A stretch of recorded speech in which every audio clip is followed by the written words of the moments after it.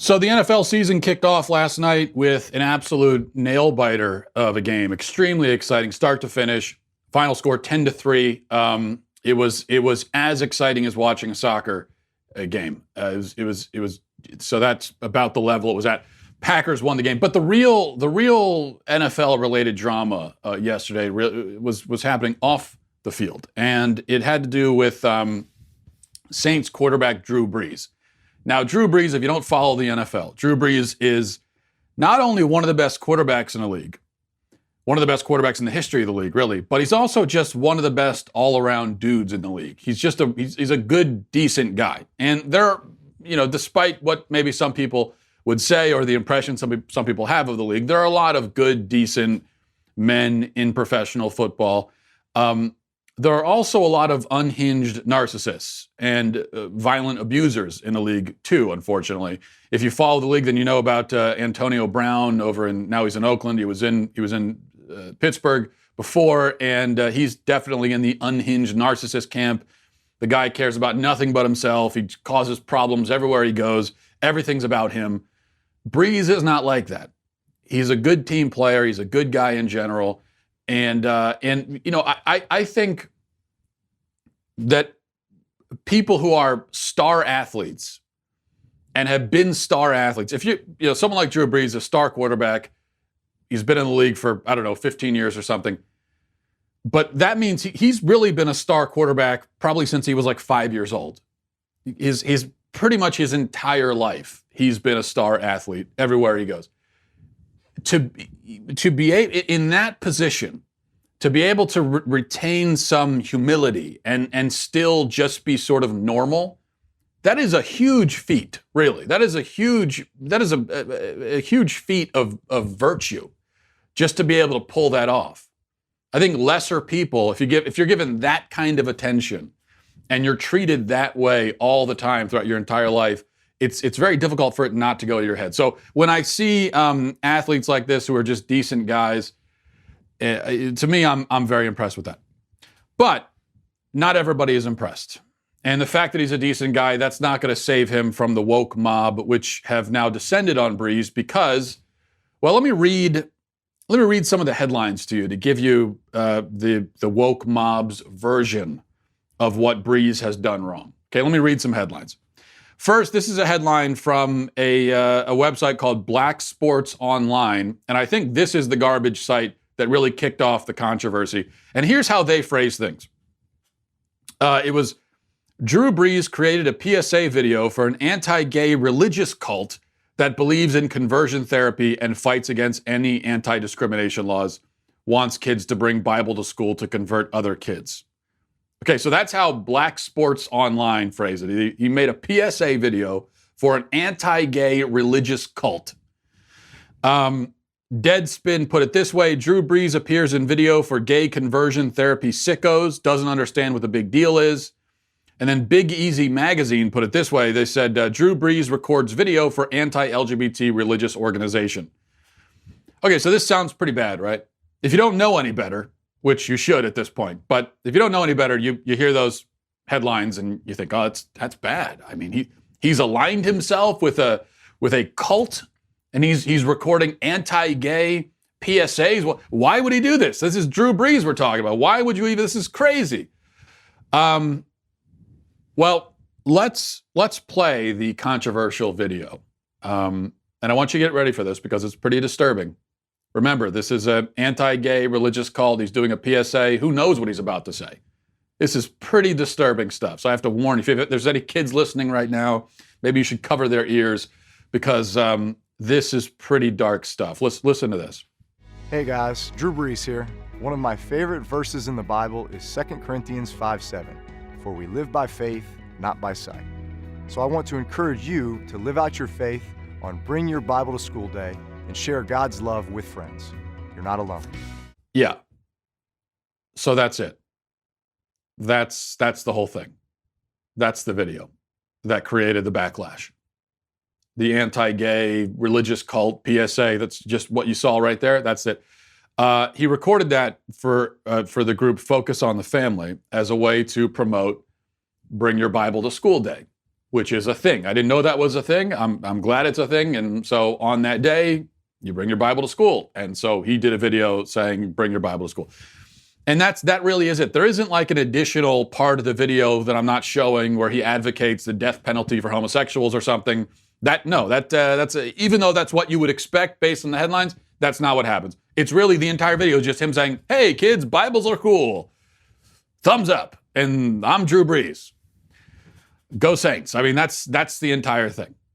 Well, I read, there's a few, I gave you just a few headlines, some of the more unhinged headlines, but there were a ton of others, and all accusing him of being anti-gay and so on and so forth. And then there was the backlash online, and it was trending. And so the whole rigmarole. In response to the ridiculous, fake, dishonest outrage, Brees made another video last night addressing it. And when I saw the little thumbnail of his video, I was afraid that he was about to apologize. And I was relieved to see that he does not apologize. Here's what he does say. Hello, everyone. There's been a lot of negativity spread about me in the LGBTQ community recently, based upon an article that someone wrote with a very negative headline that I think led people to believe that somehow I was aligned with an organization that was anti-LGBTQ and so on and so forth. I'd like to set the record straight. I live by two very simple Christian fundamentals, and that is love the Lord with all your heart, mind, and soul, and love your neighbor as yourself. No matter your race, your color, your religious preference, your sexual orientation, your political beliefs, it doesn't matter. So the fact that these rumors have been spread about me are completely untrue. What I did was I filmed a video recently that was encouraging kids to bring their Bibles to school for National Bring Your Bible to School Day. To bring your Bibles to school, to be able to live out your faith with confidence, and I even gave one of my favorite Bible verses. It was as simple as that. So I'm not sure why the negativity spread or why people tried to rope me into certain negativity. I do not support any groups that discriminate or that have their own agendas that are trying to promote inequality, okay? So hopefully that has set the record straight and we can all move on, because that's not what I stand for. Have a great day. Okay, good for him for not apologizing. I'm glad he didn't. Drew Brees it's kind of like we talked about Walmart earlier in the week, where Walmart caved to the left-wing mob, and there was no reason for them to cave because it's Walmart we're talking about. The left can't touch them. They're Walmart. So they could take a position of, I don't care what you people think. We're going to do what we want to do. I mean, yeah, go ahead. Go ahead and boycott. Oh, I'm so scared. Drew Brees could take a similar approach. And if I were Drew Brees, that's probably what I would have done. I probably would have made a video saying, look, I'm Drew Brees. Oh, you're mad at me? Okay, good. That's good for you. I'm Drew Brees. This is me we're talking about, folks. I mean, there's no way that Drew Brees is getting fired by the Saints, especially for that video. But even if he did record an actual anti-gay video, he probably still wouldn't get fired because he's Drew Brees. They'd have a riot on their hands in New Orleans if they did. So he just doesn't have to worry about them. Yet he has probably too much class, I guess. That's why he's Drew Brees and I'm not. I mean, he has too much class to get up there and say. So he tries to explain himself a little bit. Yet even Brees's response to the original fake outrage is mischaracterized by the media. ESPN, this is their headline, talking about his response, and their headline is, Brees irate over backlash from promotional video. Irate? Did that seem irate to you? Okay, that's not irate. I can show you what irate is. I'm irate all the time about everything. So you want to see irate, then fine. But that Drew Brees probably has never been irate about anything. That was not irate. He wasn't screaming. He wasn't frothing at the mouth. He was just explaining, I think, in very reasonable, calm terms, what actually happened. By the way, this claim that Focus on the Family supports gay conversion therapy, even if it were true, it's irrelevant. because Brees didn't mention anything about it. So even if Focus on the Family did support gay conversion therapy, whatever that's supposed to be, that's not what Drew Brees was talking about. He was just saying, bring your Bibles to school. And I doubt whatever Focus on the Family's position is on gay conversion therapy, I really doubt that Drew Brees knows or cares or he just would have no idea. I don't think gay conversion therapy is the kind of issue that someone like Drew Brees is really tuned into and worried about, right? And I don't claim to be an expert on Focus on the Family's position on the subject either, but from what I understand, they have basically taken the stance that if a Christian with a homosexual orientation wants to seek counseling from his church or from his Christian counselor related to his sexual orientation, then he should be able to do that. From what I understand, that's Focus on the Family's position. I don't think Focus on the Family has ever said that gays should be forced into gay conversion camps, like they should all be rounded up and brought to a camp where they're brainwashed. I don't think they've ever taken that position. I think their position is, look, if somebody wants counseling, they should be able to get it, which to me seems perfectly reasonable if that is their position. But anyway, it's irrelevant. Because like I said, Brees didn't go anywhere near the subject. He just encouraged kids to bring their Bibles to school. That's all. And you can disagree with that if you want. Okay? I mean, if you want to disagree with that, that's fine. But whatever happened to just disagreeing? Why can't you just say, no, Drew Brees, I disagree. I don't think kids should bring their Bibles to school. Here's why. And then explain. Personally, I can't imagine what your problem with it would be, but whatever it is, just explain it. No big deal. Why does it have to be automatically, oh my gosh, Drew Brees wants to kill all gays? Why do you have to go there? Why just, if we know what your real problem is, you don't like Christians, you don't like the Bible, you don't think Bibles belong in school. That's really what you're upset about. So just say that. Just say it. Why does it automatically have to go? Well, I know why. It's a rhetorical question. And the answer is we live in very, very stupid times. Very stupid times. And dishonest times too. Where there are a lot of people who just seem to be incapable of honestly and directly engaging with an argument or a position. I think there are a lot of people in our country who really are intellectually incapable of it at this point. And I have to say this as well. I know that if you're in the LGBT camp, you probably aren't going to take advice from me. Maybe I don't blame you for that, but I'm going to give some advice anyway. Okay? Take it or leave it. You'll probably leave it. Fine. But if you're in that, especially if you're a gay activist, if you're a left-wing gay activist especially, then I'll say this. You really don't do yourself any favors with this kind of stuff. When you go and attack a guy as being anti-gay, when he didn't even say anything about gay people, when you attack someone for being as anti-gay simply for their religious views, or for promoting the Bible or whatever, then you just come off as vindictive extremists, and it turns people against you. There's no advantage for you, and it's not a smart strategy. Especially because you've already won. And this is what I say to feminists too, all the time. It's like for feminists, you already won. You've got all the rights in the world. You've got more rights than men, legally speaking. So you've won. That's it. You won. Congrats. Go live your life now.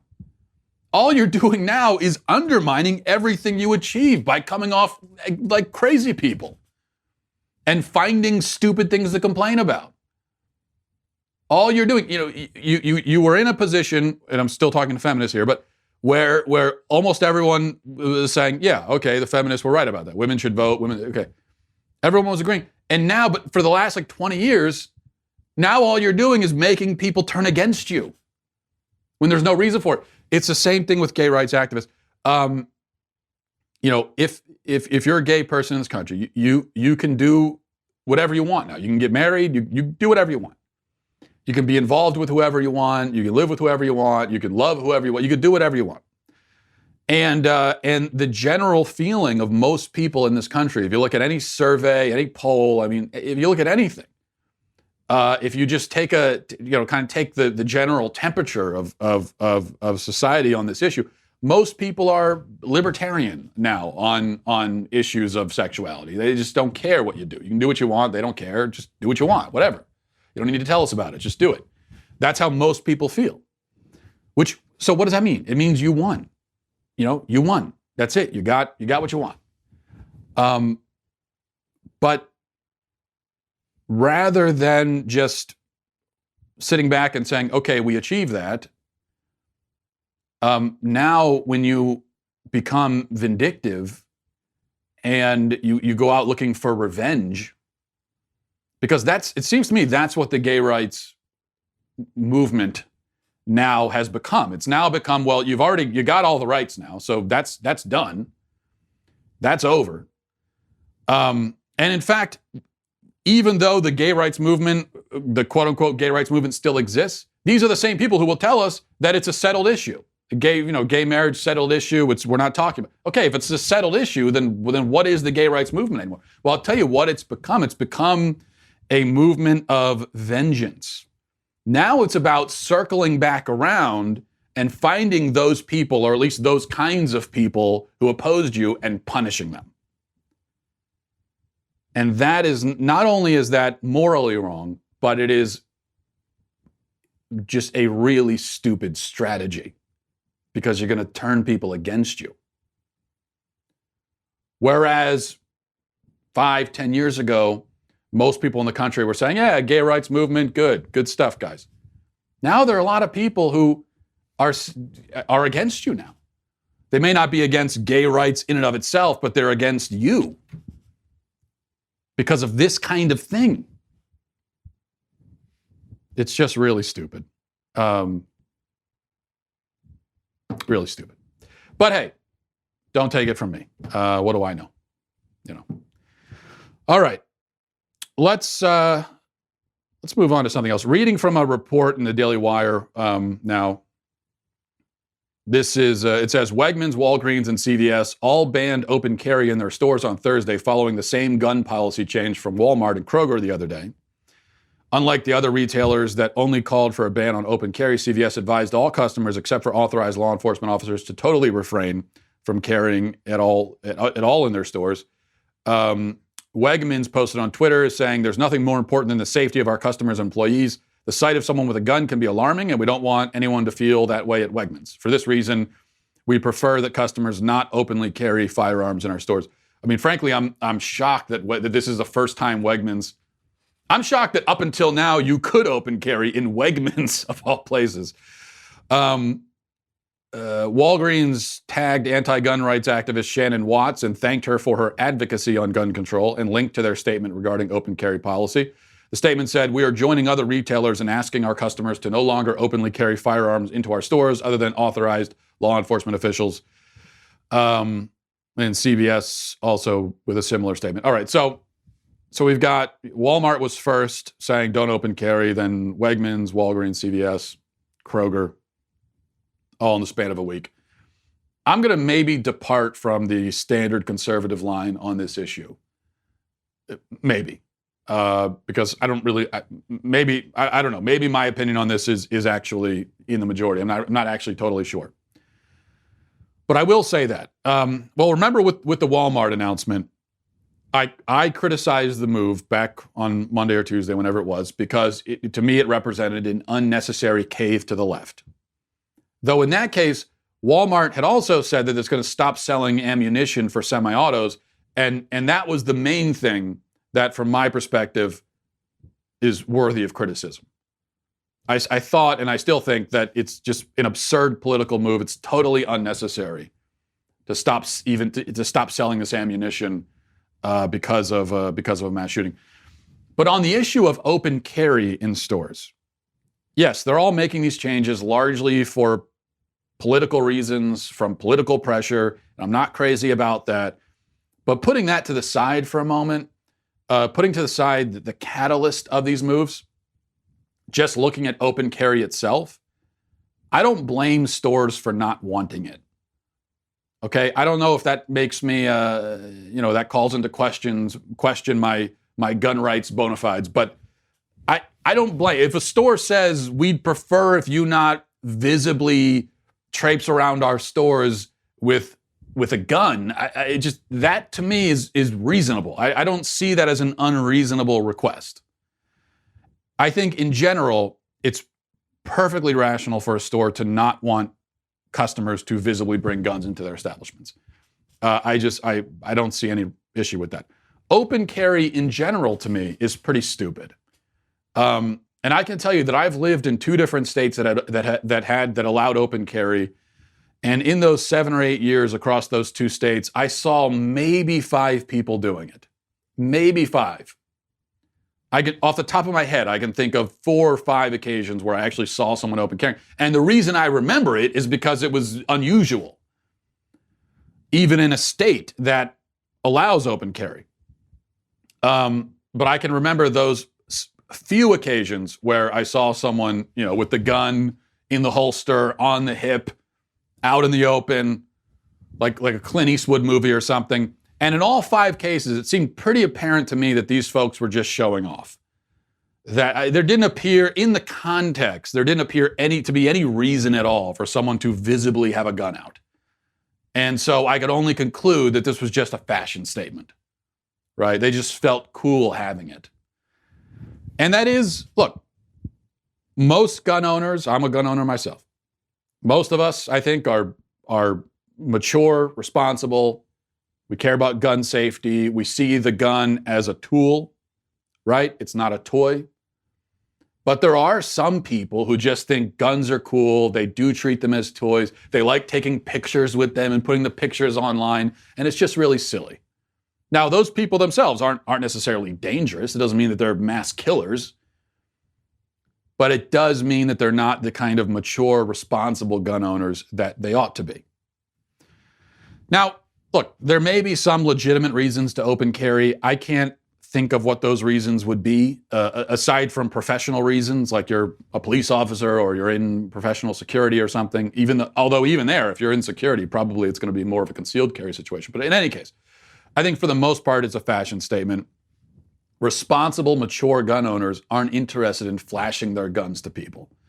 If they carry, they do it discreetly because, by the way, there really is no advantage to showing off the fact that you have a gun, to advertising the fact ahead of time. You just make yourself a target. If somebody walks in, if somebody walks into an establishment, they want to do a mass shooting, and they see that you visibly have a gun, well, that means they're just going to kill you first before you have a chance to respond. This isn't like the Wild West where you've got the quick draw and, you can, in 0.0 seconds, you can pull out the gun. No, it's not going to be like that. They're just going to take you down because you've advertised the fact that you're the threat, and then they're going to proceed to kill everybody else.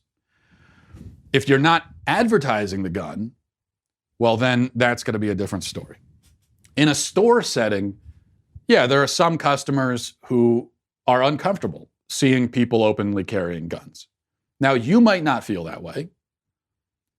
You might not understand why somebody would be uncomfortable around a gun, but that's how some people feel. That's how a lot of people feel. You see, but from a business perspective, the fact that you, maybe as a gun rights activist, don't understand why people feel uncomfortable around guns or you think it's silly, that doesn't matter. The fact is a lot of people are uncomfortable with it. That's just a fact. So from a business perspective, you've got a large number of people who reasonably or unreasonably are uncomfortable around guns. And then you've got a very small handful of people who would like to visibly bring their guns into the store to show off. So from a business perspective, which of those groups are you going to be more willing to alienate? If you have to choose between those groups, if you have to choose between the hundreds of people who aren't really comfortable with open carry versus the 2 or 3 idiots who would like to open carry in your store, who are you going to get rid of? The hundreds or the 2 or 3? It's a very obvious business calculation. And if we are free market capitalists, we should be in support of that. It makes sense to do that. Also, if I'm a business owner, my own comfort level with someone with open carry is going to be very situationally based. Okay, so if I'm running, let's say, a mom and pop hardware store in Waco, Texas, or somewhere in Eastern Kentucky, then yeah, probably I'm not going to be too worried about someone bringing their guns in. It's because it's just a cultural thing, and it probably isn't good. But even in those places, even in Texas or in Kentucky, most people aren't open carrying. Even if they can, they don't. But there, in that situation, probably I won't mind. But if I'm running a convenience store in Maryland, or like a gas station in Los Angeles, or a liquor store in Philadelphia or something, yeah, I'm going to be uncomfortable with people bringing guns in. Now, those states don't have open carry, but you get my point. It's situational. In general, my own comfort level around guns, not as a business owner, but just as a person, my comfort level is also going to be situationally dependent. And it depends really entirely on who the gun is attached to and why, right? So the gun rights people who act like they can't understand why anyone would ever be uncomfortable around a gun, that to me is really silly. Of course there are situations where you're going to be uncomfortable. It depends. Now, for me, if I know that the gun owner is mature, reasonable, responsible, puts safety first, and all of that, then I'm not going to have any problem with the gun. And in fact, a person like that carrying a gun, I'm probably going to be more comfortable being around them. But if I have reason to believe that the person is immature, irresponsible, flaky, whatever, they think the gun is a toy, then I'm going to be uncomfortable too around the gun. Even as a gun owner, even as a gun rights activist, I'm going to be uncomfortable with that. Because I'm going to think to myself, this is a very powerful and potentially dangerous tool that it seems to me this person is not equipped to be wielding. And the thing is, it seems to me, if someone is wearing a gun as a fashion statement, they're probably more in the latter category. Doesn't mean that they're killers. It doesn't mean that they're going to commit a mass shooting. It does probably at least mean that they're not very mature. And so, yeah, I'm not going to be crazy about being around that either. Which is why, even as a gun rights supporter and a gun owner myself, I don't like open carry. I think it's dumb. I'm not in favor of it. One other point here, and I think that this would be obvious, but I actually found as I was talking about this, debating this issue on social media, I found some people who really disagreed with me on this, as obvious as it seems to me. That whether or not you agree with businesses banning open carry, and these businesses, they're not even banning it. They're just saying, will you please not do it? Will you please, we would prefer if you don't, will you respect our wishes? And I've seen there are some people responding to that by saying, well, I don't care, I'm doing it anyway. That's just stupid. You don't own the place. It's not your property. Have be a grown up and have some respect for what they want. It's not your property. But I've also heard people say that, this is a rights issue and I have a right to bring a gun wherever I want. No, you don't. Yeah, you have Second Amendment rights. I would basically consider myself an absolutist on Second Amendment rights, just like I am on the entire Bill of Rights. In that I think you have those rights, but that doesn't mean that you can bring a gun wherever you want. Because there's also something else that exists and that is very fundamental, and I think even more fundamental than gun rights, and that is property rights. I am definitely an absolutist on property rights. I believe in property rights 100%, and I think that is one of the most fundamental rights we have as human beings. It's one of the things that sets us apart as human beings, is that we can own property. And if that right is not respected and protected and enforced, then we can't have freedom. And so it's a property rights issue. If I own the property, whether it's my business or it's my home, and I say, I don't want guns in here, then you can't bring your guns in. Don't bring them in. I don't care. It doesn't matter. You don't have to agree. It doesn't matter. It makes no difference how you feel about it. This is my property. I own it. I don't want it. Don't bring it. So, as gun rights advocates, we should just stick to that. We should be gun rights advocates. We shouldn't be worshipers. We shouldn't turn them into idols, where they become these supernatural things, and you know, your ability to carry a gun can never be infringed in any circumstance ever, no matter what, anywhere. Like, that is not a reasonable position. That is a crazy position. And when gun rights people take that position, it makes us all seem like unreasonable, perpetually aggrieved clowns who are always looking for a reason to martyr ourselves and complain. We don't want to do that. So let's focus on efforts by the government to infringe on gun rights. That's a real thing that's happening. But when a private business says, please don't bring your guns in, other customers aren't comfortable with it, it's hurting our business, don't bring them in. The correct response from us is, okay, all right, you know, I respect that. And if we want to go and shop somewhere else, then we can. All right, let's see, I guess we'll get to emails. MattWalshShow@gmail.com. MattWalshShow@gmail.com is the email address. This is from Adam. Says, hi, Matt. Adam here. I'm a 36-year-old bearded R&D machinist. I like scotch and love my wife and 4 kids aged 7 to 12.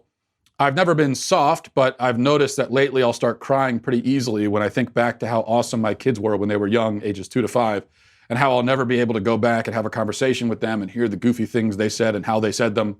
Don't get me wrong, I absolutely adore my kids today, but they're becoming young adults now, and our relationships have evolved. I still pee standing up, so I'm not terribly worried that I'm becoming a leftist. I just wanted to ask if what I'm experiencing is something you've experienced. Should I be concerned about my recent orbital leakage?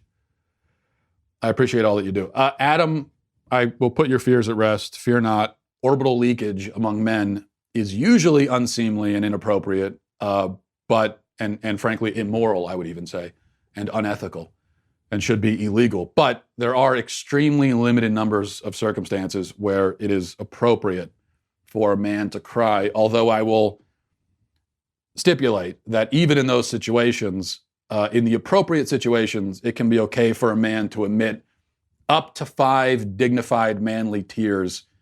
But even then, do it privately. Okay, don't be an exhibitionist. Keep it at 5 tears and then cut yourself off and move on with your day. But those circumstances are the end of the movie Rudy, at the funeral of a close friend or relative, after being shot in the stomach, not in the leg or the arm, okay, don't be a wimp, but if shot in the stomach, fine. And then finally, when thinking about your kids, that can be an acceptable time for a man to cry. But just as I said, don't go overboard with it. And I understand your feelings. My kids are still in that age range that you're reminiscing about. And I often think to myself how sad it's going to be when they're older and they've moved past this stage. And that is kind of sad. Perfect example is over the weekend, we went to the aquarium this past weekend. We went to the aquarium, and my kid, the twins just turned 6. Our youngest is almost 3. And they absolutely love the aquarium. They just couldn't get enough of it. They were running from exhibit to exhibit and, oh, Daddy, look at this one. Oh, this is amazing. Wow, look at this. They were just so excited.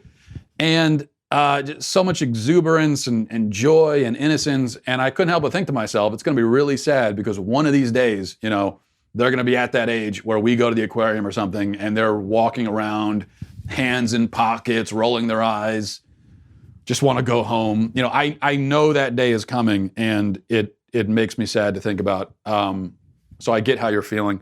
But then the thing about being a human being is that I know where I'm at right now as a parent with my kids. I know intellectually that eventually I'm going to look back on this and be nostalgic for it. And so I do appreciate this phase. but I can't appreciate it fully because I still there are things about little kids that can be very annoying, of course, and taxing and draining.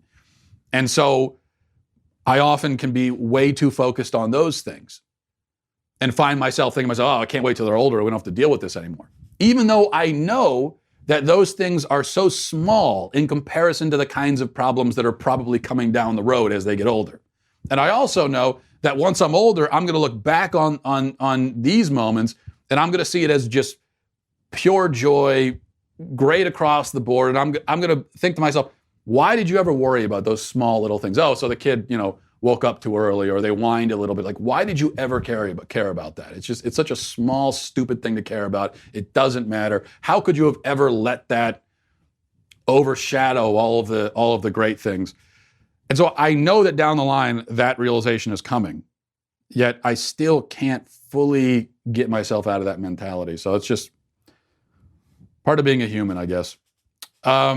This is from Maggie, says, Dear Matt, you have a great show, and both my husband and I really enjoy your views and agree with many things you say. I always believed the moon landing happened until about a year ago, and would like to share with you the reasons why I think it is unlikely that we went to the moon. Unlike many deniers, my belief is not based on photos at all. 1. Although the moon landing is widely associated with President Kennedy, all 6 moon landings happened during the presidency of Nixon from 1969 to 1972, who was a liar. 2. Never has exploration happened without any other country following suit. How is it that the U.S. landed on the moon more than 15 years before you were born, yet no other country has succeeded? This, to me, seems very unlikely. 3, how is it that NASA has conveniently lost all the data to make a moon landing possible again, and even after 40 plus years, we have not been able to rediscover the data? Anyway, for the record, I'm not a crazy person. I hate thinking that the moon landing is unlikely, but unfortunately, I cannot help thinking about the politics of that time and the deception the U.S. government took part of. Kind regards, Maggie. Well, Maggie, I appreciate the email. The evidence that you provided for the moon landing being fake, none of that is evidence of anything. It's not even circumstantial evidence. The fact that President Nixon lied about some stuff, as all politicians do, is not even close to being evidence that the moon landing didn't happen. For a number of reasons, not the least of which being, for the moon landing to be faked, it would require not just the president to be a liar, but lots of other people, hundreds, thousands of other people would have to be in on it. Not only liars, but capable of coordinating this lie and keeping it a secret for all of these many years.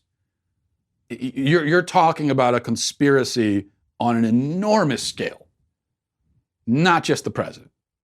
So the ethical issues of President Nixon, that to me is completely irrelevant. You say exploration hasn't happened with other countries, you cite the fact that other countries haven't landed on the moon as evidence that it didn't happen. No, that's actually evidence that it did happen. Okay, because you're right that this was during the Cold War. It was during the competition between the Americans and the Soviets. If the Americans didn't actually land on the moon, then the Soviets would have continued to try to get there, and eventually they would have gotten there so that they could be the first ones to go. So the fact that after the Americans went a few times, countries stopped trying to go, at least stopped trying to land people on the moon, that's just evidence that we actually got there. And so now other countries are saying to themselves, is it worth the enormous cost and the danger to human life to go land on the moon when someone's already done it? Because if you want to go and study the moon, then you can send landers there, and you can send probes and landers, and several other countries have done that, including the Russians. But actually stepping foot on the moon, for the most part, that was just a statement. That was just being able to say we did it. And so once it's been done, it's not worth it. But if it hadn't been done, then other countries would be going, and some other country by now would have landed, probably the Russians. So again, the fact that they didn't, that's just more evidence that we actually did land on the moon. And then NASA's lost all the data to make moon landing possible. Well, that's just not true. It's not that they've lost the data to make a moon landing possible. It's that they've lost, number one, the funding. Okay, we're talking about hundreds of billions of dollars it would require to put a man on the moon again.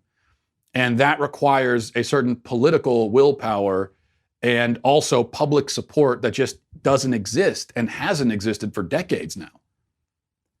Again, the main thing that pushed us towards landing on the moon back when we did was the Cold War. It wasn't really, at least among most Americans, and certainly in the political class, it was not a desire for scientific exploration. It was a desire to beat the Soviets. Well, we don't really have that anymore. So there just isn't that willpower. That's why we haven't landed.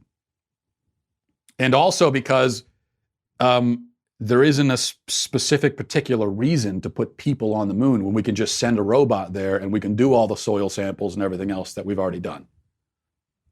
Now the focus is, okay, let's put a man on Mars. And so I think in the next 10, 15 years, we're going to do that. It's just, there's no reason to keep going back and putting people on the moon once it's been done. So I think everything you've cited, none of that amounts to evidence of anything. And all of the evidence is in favor of the moon landing. All of it is extremely in favor of the moon landing. By the way, one other thing. We planted a flag on the moon, right? There is physical evidence on the moon right now that we were there. Other countries, as I said, have sent probes to the moon. They've orbited the moon. They've sent landers on the moon or robots on the moon. If there was no real physical evidence that we'd ever been there, the other countries would have discovered that by now. Because they can go to the spot where we claim we put a flag and they can go and see, oh, look, there's no flag there. And do you think they just keep that a secret because they don't want to embarrass us? You think the Russians would keep it a secret? What are they going to say? Oh, it's water under the bridge. Let's not cause any problems for them. No, see, that's the problem. The moon landing conspiracy requires not just for almost the entire US government to be in on it, but it requires other world governments to be in on it too. Because they would know by now we never went, and yet for some reason they're not saying it. And it would be really easy for them to prove. All they'd have to say is, hey, everybody, the Americans say they planted a flag at this and that coordinate. Well, here's a picture, no flag. All right, let's see here. This is from Hayden Says, greetings, fearless and bearded leader. I am currently a senior at the University of Alabama, and I have a full-blown case of senioritis. However, I am taking a class on argumentation, and I have been chosen to build an argument and rebuttal on the topic of athletes getting paid. I am personally against athletes getting paid because they're already getting paid by getting their college paid for. I think athletes are just being a bunch of brats about wanting to get paid. Don't get me wrong, I'm a huge fan of football, but I even think NFL players are getting paid way more than they deserve. I mean, they're just playing football, not at all contributing to our society other than their ridiculous political stances. All that being said, what is your stance on athletes getting paid, and how would you argue for and against this subject? First of all, as far as professional football players and how much they get paid, I disagree that they're paid too much. These people are the best in the world at what they do. And when you're the best in the world at something, you're going to get paid a lot of money. It doesn't matter what it is. Okay, so you could say it's a frivolous talent playing football, but that doesn't matter. If you are the best in the world at anything, you're going to get paid a lot of money. You could be the best in the world playing ping pong. You could be the best in the world at the yo-yo. You could be the best in the world at, making pancakes. I mean, if you're really the best in the world at that thing, you're going to get paid a lot of money for it somehow. I mean, it would not be hard to exploit that for money.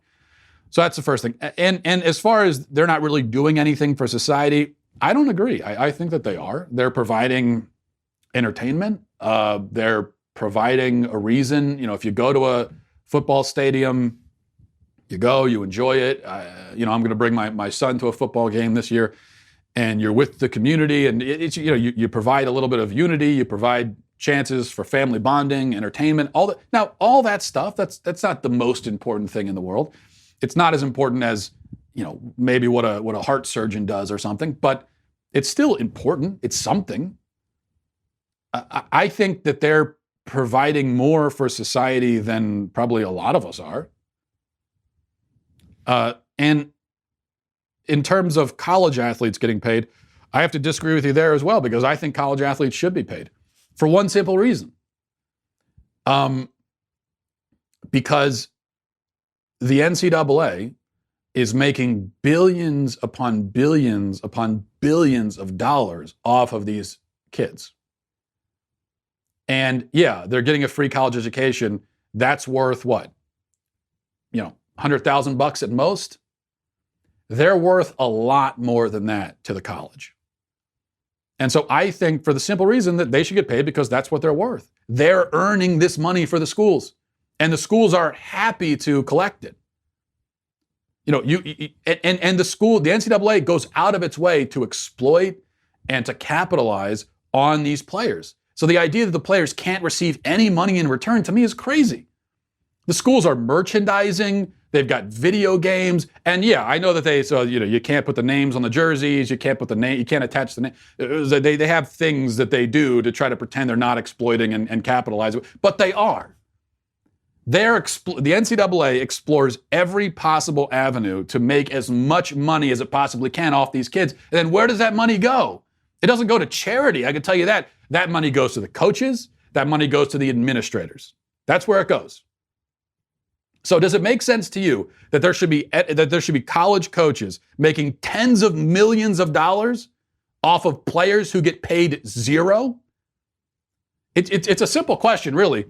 There's billions of dollars being made by college football. The money's there. It's in a big pot, and it's there. So the question is, should all of that money go to the administrators and the coaches who are not actually playing in the games, or should the players get a little bit of it? Because when you say the players shouldn't get paid, what you're also saying is, I think all of those billions should go into the pockets of the coaches and the administrators. I think they deserve, what you're saying is, they deserve all of it, and the kids deserve none of it. That to me, I really can't even understand that perspective. That to me is such a, no offense, Hayden, but it's such a ridiculous perspective. When you consider the fact that the money exists, it's there, it's in a giant Scrooge McDuck vault, imagine it, it's all there. It's going to somebody. And the idea that it should only go to the people who don't play, it just doesn't make sense. If the NCAA was serious about, this is amateur, this isn't about making money. Okay, well then don't pay the coaches $10 million a year. Don't pay the administrators millions. If you're paying them millions, then clearly it's about money. The whole amateur thing. The amateur thing is it's not amateur when there's billions of dollars being made. That's amateur? Come on. No. College football is basically, and has been for a long time, professional. It is professional. It is a game that makes billions of dollars. When you're playing a game and earning billions of dollars doing it, even if you're not seeing a dime of it, if it's earning billions, it's professional by any definition of the term. The fact that it's, that there's that next door to the stadium there's a building where people are reading books, that to me doesn't mean anything. That doesn't mean that it's not professional. It is professional because of how much money is being made. All right. Okay, we'll just, I'll leave it there. Yeah, maybe I've about 20 more minutes I could do on this subject, so maybe I'll have to revisit it later. Thanks everybody for watching. Thanks for listening. Have a great weekend. Godspeed. The Matt Walsh Show is produced by Robert Sterling, associate producer Alexia Garcia Del Rio, executive producer Jeremy Boring, senior producer Jonathan Hay, our supervising producer is Mathis Glover, and our technical producer is Austin Stevens, edited by Donovan Fowler. Audio is mixed by Mike Coromina. The Matt Walsh Show is a Daily Wire production. Copyright Daily Wire 2019. If you prefer facts over feelings, if you aren't offended by the brutal truth, if you can still laugh at the nuttiness filling our national news cycle, well, tune on in to The Ben Shapiro Show, where you'll get a whole lot of that and much more. We'll see you there.